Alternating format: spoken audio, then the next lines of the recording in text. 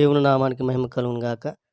మన ప్రభువును రక్షకుడైన యేసుక్రీస్తు నామమున మీ అందరికీ శుభాభివందనాలు తెలియజేస్తా ఉన్నాను.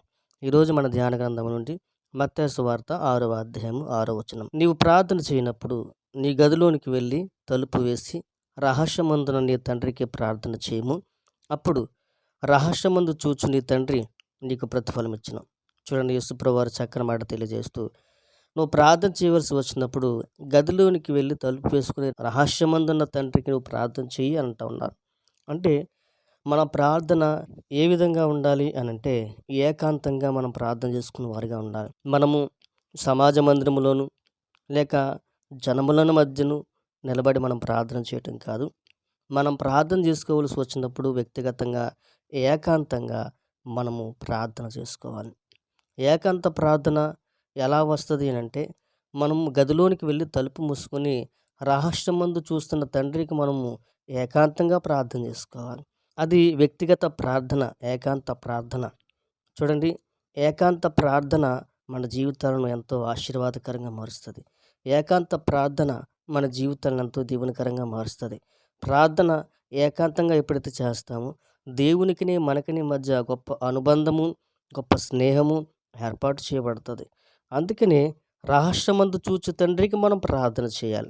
అయ్యో, నా దేవుడు చూస్తున్నాడు, నన్ను పరిశీలన చేస్తున్నాడు, ఆయన నా ప్రతి అవసరతను ఎరిగిన దేవుడు, నా ప్రతి కష్టాన్ని ఎరిగిన దేవుడు గనుక ఆయనలో నేను లీనమవ్వాలి, ఆయనను నేను ప్రేమించాలి, ఆయన మాటకు నేను విధేయత చూపించాలి అని వ్యక్తిగతంగా ఏకాంతంగా ఎప్పుడైతే మనం ప్రార్థన చేసుకుంటామో, ఏకాంతంగా ఎప్పుడైతే దేవునితో మనము అనుబంధం కలిగి స్నేహం కలిగి మనం జీవిస్తామో ఆ ప్రార్థన విన్న దేవుడు తగిన ప్రతిఫలం మనకిస్తాడు అని వాక్యమందు స్పష్టంగా దేవుని వాక్యం తెలియజేస్తూ ఉంది. రహస్యమందు చూచి నీ తండ్రి నీకు ప్రతిఫలం ఇస్తాడు.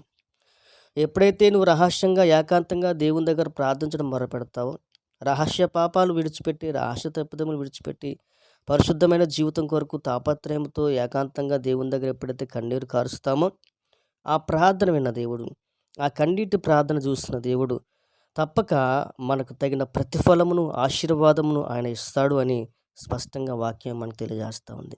కనుక మనము లోకంలో ఉన్న వేషధారుల వలె మనం ప్రార్థన చేయకూడదు. మనుషులు కనబడాలని సమాజ మందిరంలో వీధుల్లో నిలిచి కొంతమంది ప్రార్థన చేస్తారు. అది అలా చేయటం వారికి ఇష్టము అని వాక్యం తెలియజేస్తూ ఉంది. కనుక సమాజ మందిరంలోను వీధి మూలల్లోనూ నిలబడి ప్రార్థన చేస్తే అది ప్రార్థించిన వారికి ఇష్టమై ఉండొచ్చు, చూస్తున్న వారు కూడా భలే ప్రార్థన చేస్తున్నారు అనుకోవచ్చు. కానీ దేవునికి మాత్రం అది ఇష్టము కాదు. ఎప్పుడు కూడా దేవుని పిల్లలుగా ఏకాంత ప్రార్థన అనుభవంలోనికి మనం వెళ్ళాలి.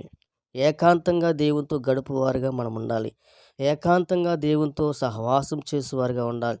యేసుప్రభువు వారు కూడా అనేక సందర్భాల్లో ఒలీవ కొండ మీదకి వెళ్ళి ఏకాంతంగా ప్రార్థన చేసుకునేవారు. ఏకాంతంగా దేవుని దగ్గర మొర్రపెట్టేవారు. ఏకాంతంగా దేవునితో కన్నీరు కార్చేవారు. ఏకాంత ప్రార్థన ప్రతి ఉదయము సాయంకాలము ఆయన ఏకాంతంగా ప్రార్థన చేసుకునేవారు. కనుక ఏకాంత ప్రార్థన ఎన్నో విజయాలను ఇస్తుంది. ఏకాంత ప్రార్థన ఎంతో ప్రతిఫలాన్ని, ఆశీర్వాదాన్ని ఇస్తుంది. గనుక దేవుని బిడ్డగా, దేవుని సొత్తుగా ఏకాంతంగా నువ్వు ప్రార్థన చేయగలుగుతున్నావా? చూడండి, కష్టం వచ్చినప్పుడు, బాధ వచ్చినప్పుడు ఒంటరిగా ఏకాంతంగా కూర్చుంటాం.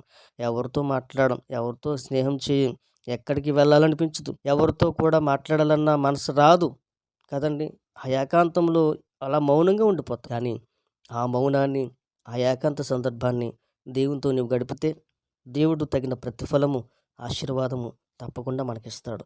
హన్న తన జీవితంలో బిడ్డలు లేనప్పుడు అవమానింపబడింది, నిందించబడింది. అయితే ఏకాంతంగా దేవుని మందిరానికి వెళ్ళి ప్రార్థన చేసుకుంటూ ఉందయ్యా, నా నింద తొలగించు, నాకున్న సిగ్గును తొలగించు, నా అవమానాన్ని తొలగించు అని దేవుని దగ్గర బ్రతిమాలింది, ప్రార్థన చేసింది, కన్నీరు కార్చింది, ఏకాంతంగా మొరపెడతా ఉంది మందిరంలో కన్నీరు కారుస్తూ దుఃఖిస్తూ.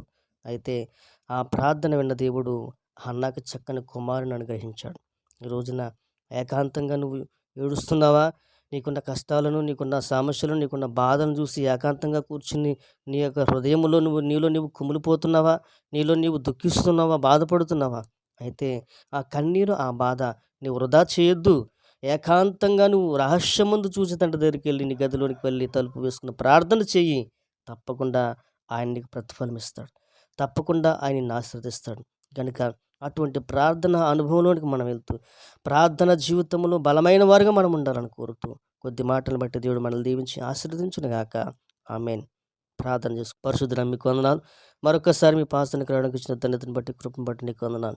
జ్ఞాపకం చేసుకోండి. అవును ప్రభువా, ఏకాంత ప్రార్థన ఎంతో ఆశీర్వాదకరమైనది, దీవెనకరమైనది.